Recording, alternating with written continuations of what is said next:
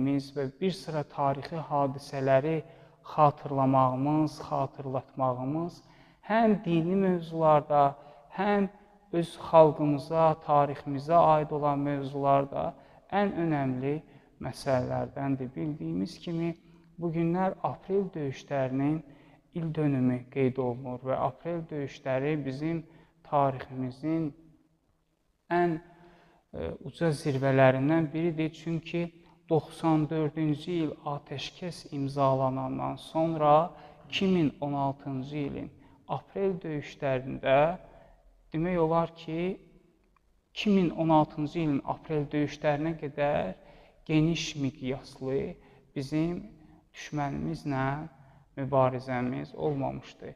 Və həmin mübarizə zamanında da bilirik ki, neçə torpaqlarımız, neçə yüksəkliklər işğaldan azad olmuşdu və Allah Teala deyərdik ki, hələ 44 günlük müharibənin müqəddiməsini elə aprel döyüşləri qərar vermişdi və inşallah ki, Allah Teala daim xalqımıza zəfər, qələbə nəsib etsin. Allah Teala'dan duamız budur ki, o şəhidlərimiz ki, öz canları ilə, qanları ilə vətənimizi, torpağımızı, ərazi bütövlüyümüzü qorumaqda öz canlarını fəda ediblər. Allah Teala onlara böyük bir əcr inayət etsin. Allah Teala şəhidlərimizin məqamını âli etsin. Allah Teala qazilərimizə şəfalar inayət etsin. Allah Teala hərbiçilərimizi, əskərlərimizi, vətənimizi, torpağımızı qoruyanları öz nuru ilə hifz etsin.